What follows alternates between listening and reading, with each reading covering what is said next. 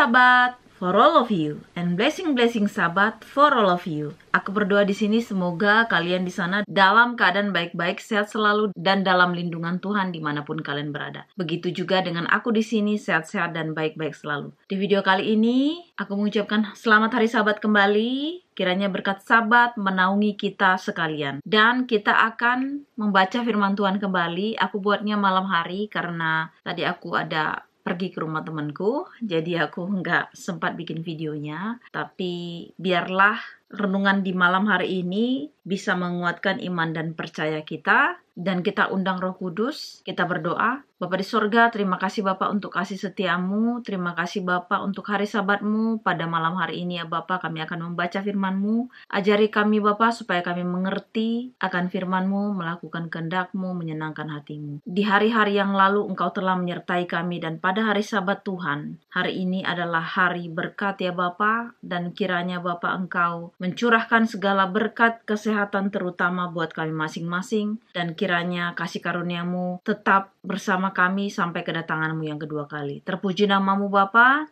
di dalam nama Tuhan Yesus Juru Selamat dan Penebus kami. Amin. Silahkan kalian nonton video sebelum video ini di part 154, judulnya Air Sumber Hidup. Hari ini udah mau musim panas, padahal ini masih musim semi ya, tapi udah panasnya luar biasa.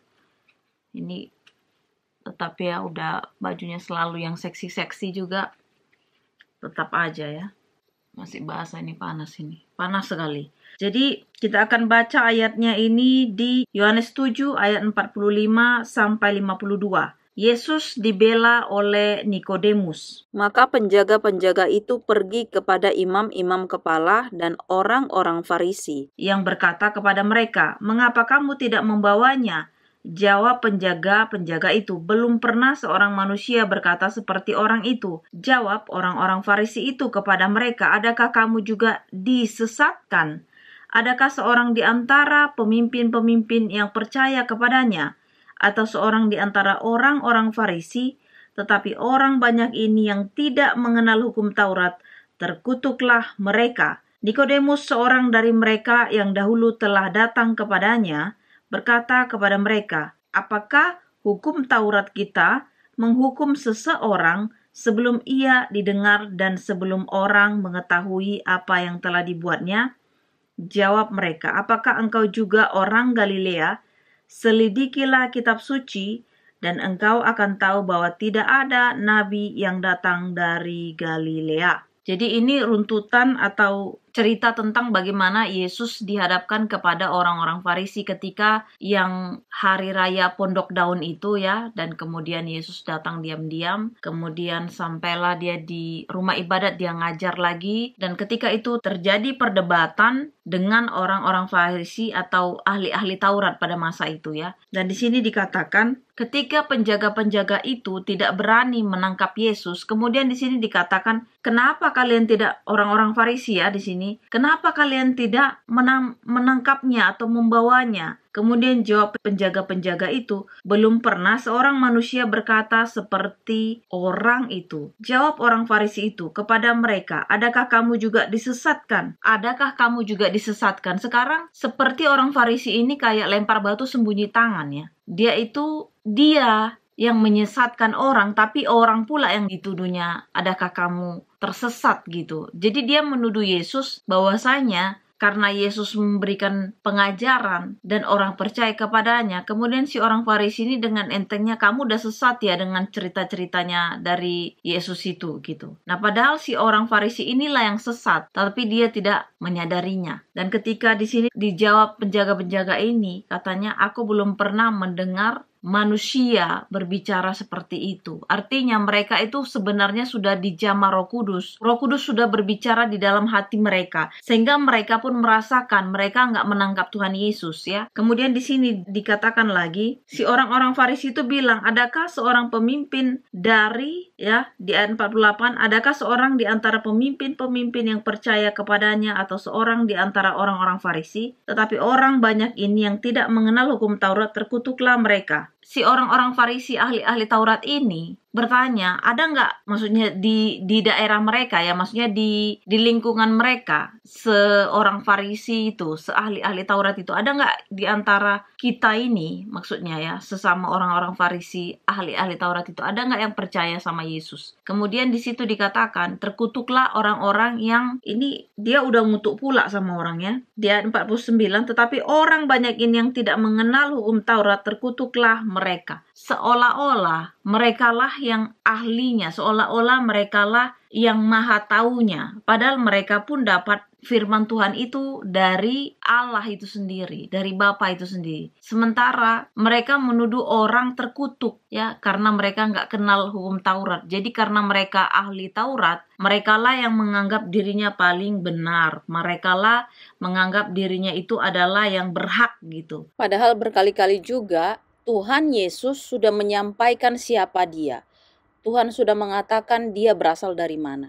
Dialah terang itu, dialah jalan itu, tetapi berkali-kali juga orang-orang Farisi dan ahli-ahli Taurat menolaknya. Memang nggak semuanya ya orang-orang Farisi ya. Di bawahnya ini dikatakan lagi, di ayat 50, Nikodemus, seorang dari mereka yang dahulu telah datang kepadanya, berkata kepada mereka, apakah hukum Taurat kita menghukum seseorang sebelum ia didengar dan sebelum orang mengetahui apa yang telah dibuatnya? Jawab mereka, apakah engkau juga orang Galilea? Selidikilah kitab suci dan engkau akan tahu bahwa tidak ada nabi yang datang dari Galilea. Ketika orang Farisi ini merasa paling wow, paling benar, paling tahu, paling lah pokoknya semua paling dari yang lain, mereka lupa bahwasanya semua yang mereka dapatkan, semua yang mereka pelajari itu sumbernya dari atas, dari Tuhan. Tetapi ketika sudah ada mujizat, ketika semua sudah diberitakan ya, sebenarnya kalau mau kita bilang, orang-orang Farisi ini ya, termasuk Nikodemus ini ya, si Nikodemus ini kan awal-awalnya kan dia nggak percaya sama Tuhan,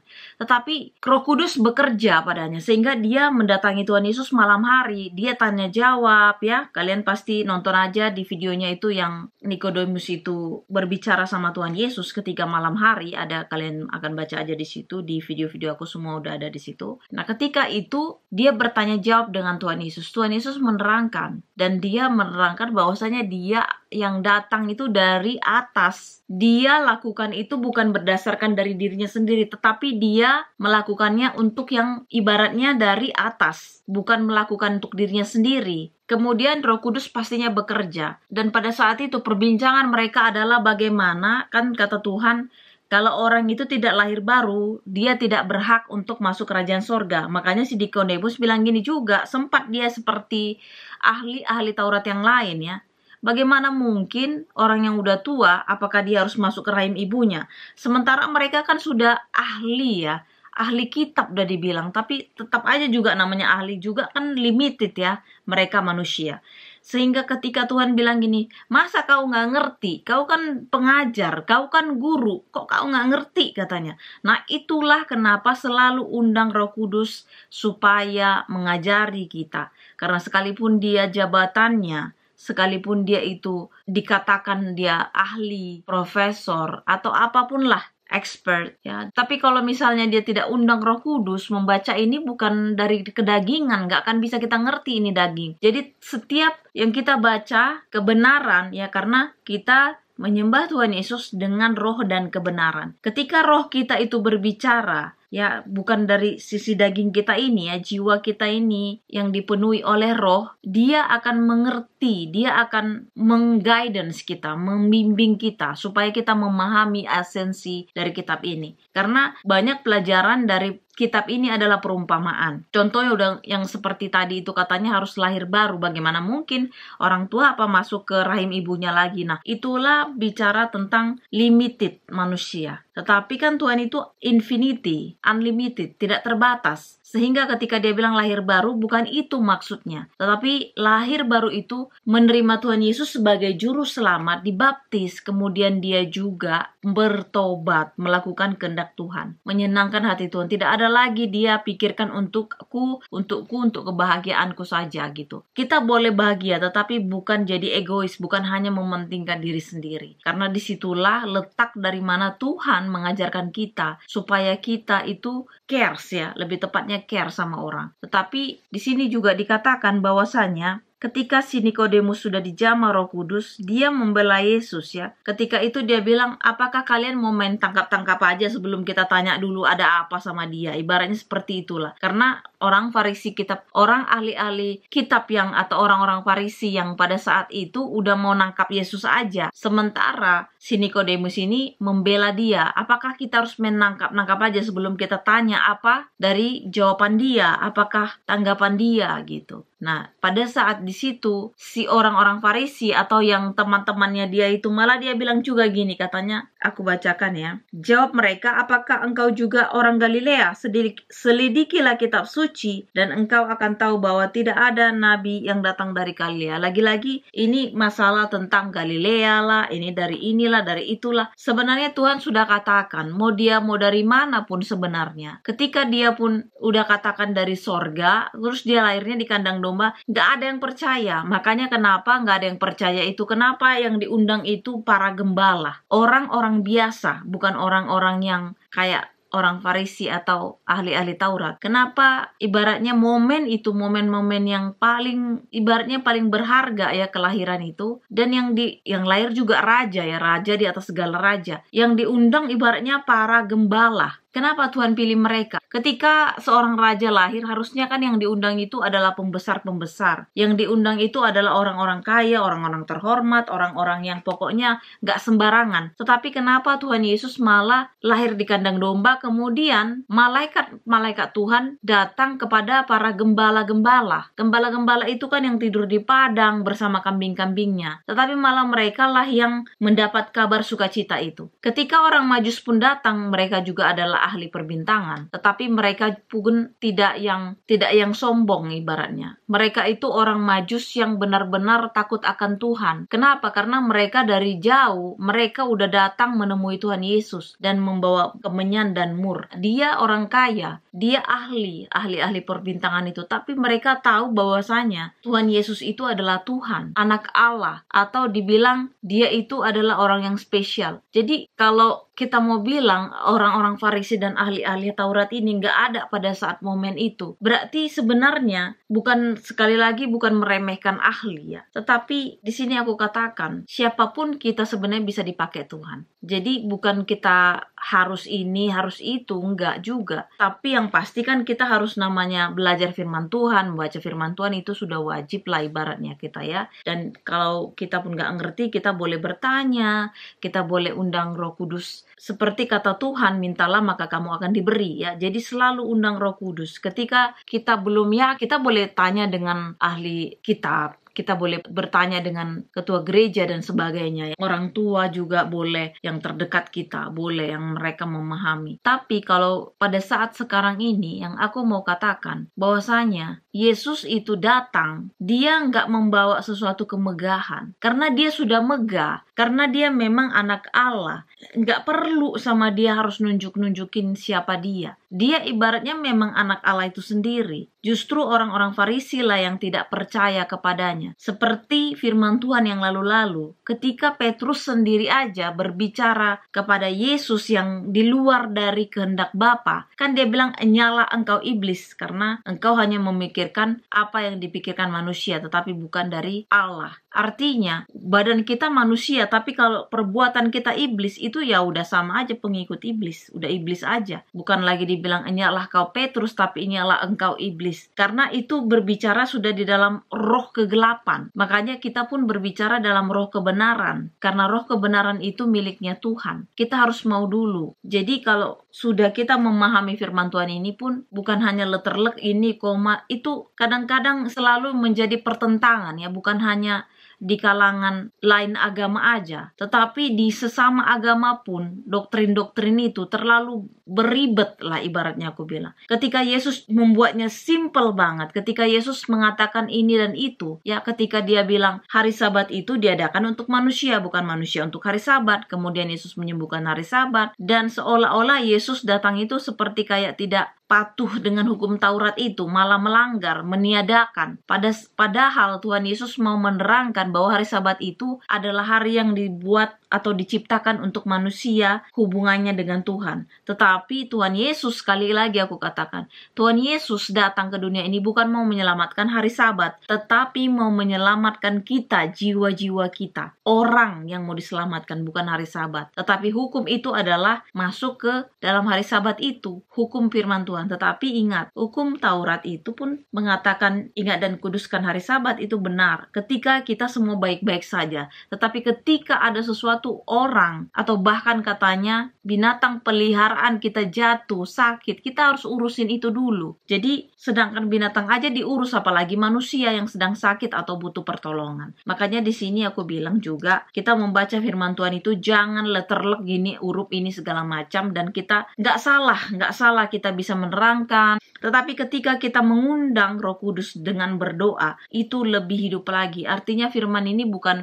hanya sebatas di bibir. Jangan sampai seperti itu. Makanya undang Roh Kudus itu supaya memampukan kita, karena perubahan itu yang lebih penting dari diri kita sendiri. Ketika kita membaca firman Tuhan, kita berubah ke yang lebih baik, bukan lebih buruk ya.